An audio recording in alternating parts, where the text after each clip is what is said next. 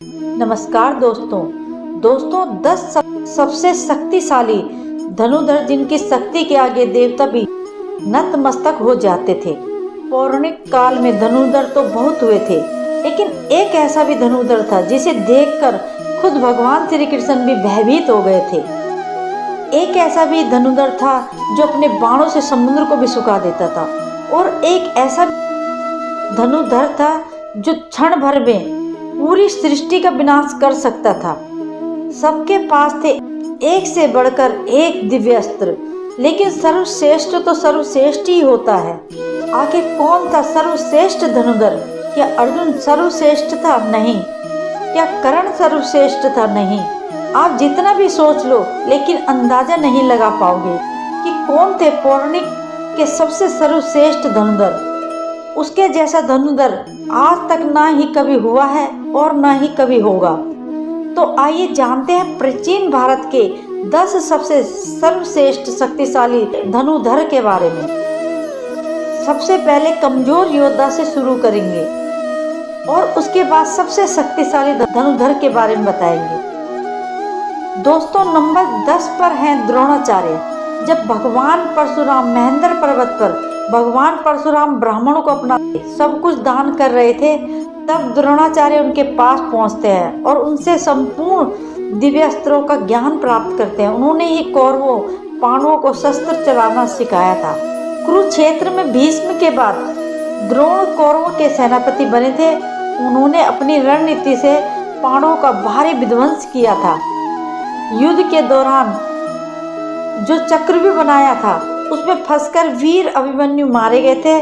द्रोणाचार्य ने अर्जुन को अपने सारे अस्त्रों का ज्ञान दिया था। अर्जुन के धनुष की टंकार से ही दुश्मन अधमरे से हो जाते थे। अर्जुन के पास देवताओं के सारे दिव्य अस्त्र थे। यहाँ तक कि महादेव को प्रसन्न करके अर्जुन ने पाशुपत अस्त्र तक प्राप्त कर लिया था। अर्जुन दोनों हाथों से बाण चला सकते थे, इसलिए उन्हें सव्यवाची कहा जाता था। द्रौपदी के स्वयंवर में कर्ण को छोड़कर सभी धनुर्धर वहां विफल हो गए थे। वहां अर्जुन ने बहुत आसानी से लक्ष्य को भेद दिया था। खांडव वन में अर्जुन ने देवराज इंद्र को भी परास्त कर दिया था। जिन निवात कवच राक्षसों को रावण भी हरा नहीं पाया था, उन्हें अर्जुन ने परास्त कर दिया था। नंबर 8 पर आते हैं भीष्म। भीष्म गंगा माता के पुत्र थे। उनके गुरु स्वयं भगवान परशुराम थे। एक बार तो उनका अपने गुरु परशुराम के साथ ही युद्ध हो गया था। युद्ध में भीष्म और परशुराम जी एक दूसरे पर महाविनाशकारी अस्त्र शस्त्र चला रहे थे, लेकिन इस युद्ध का परिणाम नहीं निकल रहा था। आखिर में इस युद्ध को रोकने के लिए देवताओं को आना पड़ा। जब कुरुक्षेत्र का युद्ध शुरू हुआ था, तब भीष्म कौरवों के प्रथम सेनापति बने थे। भीष्म के बाणों के आगे पांडव पक्ष का कोई भी योद्धा टिक नहीं पाया था। तब भगवान श्री कृष्ण ने इस युद्ध में शस्त्र न उठाने का प्रण लिया था, लेकिन भीष्म ने अपने पराक्रम से श्री कृष्ण को अपनी प्रतिज्ञा तोड़कर शस्त्र उठाने के लिए विवश कर दिया था। भीष्म को नियम अनुसार युद्ध में परास्त करना संभव नहीं था, इसलिए छल से शिखंडी को सामने रखकर अर्जुन ने भीष्म को बाणों की सैया पर सुला दिया था। नंबर 7 पर आते हैं एकलव्य। दोस्तों, एकलव्य महाभारत काल के एक श्रेष्ठ धनुर्धर थे। जब द्रोण के पास एकलव्य शिक्षा लेने के लिए गए थे, शिक्षा देने से मना करने के बाद एकलव्य ने द्रोणाचार्य को गुरु बनाकर एकलव्य ने वन में ही धनुर्विद्या का अभ्यास करना शुरू कर दिया था। जब कौरवों और पांडवों से किसी को भी शब्दवेदी बाण चलाना नहीं आता था, तब उस समय एकलव्य ने अपने अभ्यास से ही शब्दवेदी बाण चलाना सीख गए थे। उनकी धनुर्विद्या को देखकर अर्जुन को भी लगने लगा था कि एकलव्य सबसे सर्वश्रेष्ठ धनुर्धर है। लेकिन एक समय गुरु दक्षिणा के नाम पर गुरु द्रोणाचार्य ने एकलव्य का अंगूठा कटवा दिया था। इसके बाद अंगूठे के बिना भी एकलव्य बाण चलाना सीख लिया था। दोस्तों, आधुनिक धनुर्विद्या में अंगूठे के बिना ही बाकी उंगलियों से बाण चलाया जाता है, जिसका आविष्कार सबसे पहले एकलव्य ने ही किया था। एकलव्य इतने शक्तिशाली थे कि भगवान श्री कृष्ण को एकलव्य का वध करना पड़ा था। एकलव्य के बारे में भगवान श्री कृष्ण ने कहा था, अगर एकलव्य का अंगूठा ना कटा होता तो एकलव्य दूसरा परशुराम बनकर जंगल में घूमता रहता। तब दानव, राक्षस, नाग, देवता कोई भी उनको परास्त नहीं कर पाता, कोई मनुष्य उस सामने खड़ा नहीं हो पाता। भगवान श्री कृष्ण ने जिस धनुर्धर की तुलना भगवान परशुराम से की हो, वह कितने शक्तिशाली होंगे आप सोच सकते हैं। नंबर 6 पर है बर्बरी। दोस्तों, बर्बरी घटोत्कच के पुत्र थे। उनके पास ऐसे 3 बाण थे जिनके सहारे वे पल भर में युद्ध को खत्म कर सकते थे।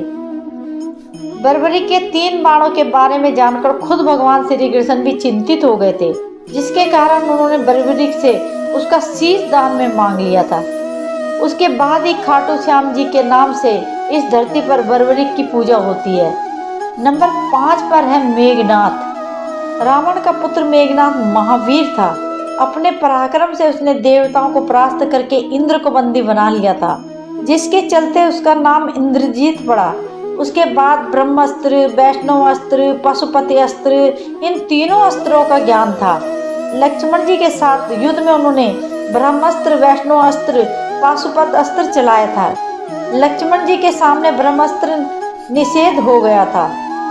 वैष्णव अस्त्र लक्ष्मण को प्रणाम करके वापस लौट गया, लेकिन युद्ध के दौरान एक समय उसने लक्ष्मण जी को मूर्छित कर दिया था।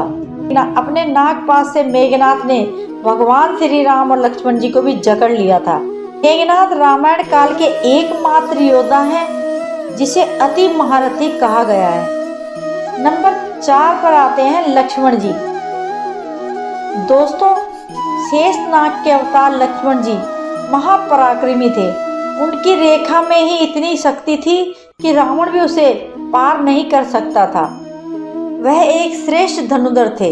रावण के महाबलशाली पुत्र इंद्र को परास्त करने वाले इंद्रजीत का वध वही कर सकता था जो 14 साल तक सोया ना हो, जिसने 14 साल तक किसी स्त्री का मुंह ना देखा हो, जिसने 14 साल तक भोजन ना किया हो, वह कोई और ही मेघनाथ का वध किया था।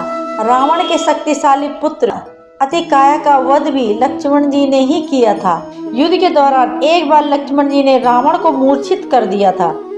नंबर 3 पर है सूर्यपुत्र कर्ण। दोस्तों, सूर्यपुत्र कर्ण महाभारत काल के एक ऐसे योद्धा थे जिनके पास ऐसे दिव्य कवच और कुंडल थे जिसे किसी भी अस्त्र से भेदा नहीं जा सकता था। इसलिए युद्ध से पहले देवराज इंद्र ने छल से कर्ण का कवच और कुंडल छीन लिया था। लेकिन कवच कुंडल के बिना भी कर्ण महाशक्तिशाली थे। अंतिम युद्ध में जब कर्ण और अर्जुन आमना सामना हुआ था, तब कर्ण ने ही 11 बार अर्जुन के गांडीव धनुष की प्रत्यक्षा को काट डाला था। अर्जुन के ब्रह्मास्त्र को कर्ण ने साधारण बाणों से ही काट डाला था। इस युद्ध के दौरान कर्ण ने सर्प बाण से लगभग अर्जुन को मार ही डाला था। अगर भगवान श्री कृष्ण नहीं होते तो अर्जुन वीर गति को प्राप्त हो जाते। जब तक कर्ण के हाथ में शस्त्र था, तब तक कर्ण को किसी भी तरीके से परास्त नहीं किया जा सकता था। तब अर्जुन को छल से कर्ण का वध करना पड़ा था। नंबर 2 पर है भगवान श्री राम। दोस्तों, भगवान विष्णु के अवतार मर्यादा पुरुषोत्तम महावीर श्री राम की शक्ति का कोई अंत नहीं था। स्वयंवर में जब वह शिव धनुष पर प्रत्यंचा चढ़ाने गए थे, तब उनकी शक्ति से शिव धनुष टूट गया था। ऐसा कोई शस्त्र नहीं था जो श्री राम के पास नहीं था। जब समुद्र ने लंका जाने के लिए श्री राम जी को मार्ग नहीं दिया, तब उन्होंने अपने बाणों से इस समुद्र को सुखाने का विचार किया। तब श्री राम को धनुष में बाण संधान करते देख समुद्र भी भयभीत होकर उनके सामने प्रकट हो गया था। श्री राम ने अपने बाणों से कुंभकर्ण, रावण जैसे ना जाने कितने राक्षसों को यमलोक में भेज दिया था। नंबर 1 पर है देवों के देव महादेव। ओम नमः शिवाय। दोस्तों, संपूर्ण ब्रह्मांड धनुर्वर्ध की सृष्टि महादेव से ही हुआ। वही इस सृष्टि के शुरुआत है और वही इसका अंत है। उनकी शक्ति अनंत है। वे पल भर में किसी का भी विनाश कर सकते हैं, इसलिए वही सर्वश्रेष्ठ है। तो आपको इस बारे में क्या कहना है, हमें कमेंट के माध्यम से जरूर बताएं। और अगर आपको वीडियो अच्छी लगी हो तो वीडियो को लाइक करें, और अगर पहली बार हमारे चैनल पर आए हों तो चैनल को सब्सक्राइब जरूर करें। Thank you so much.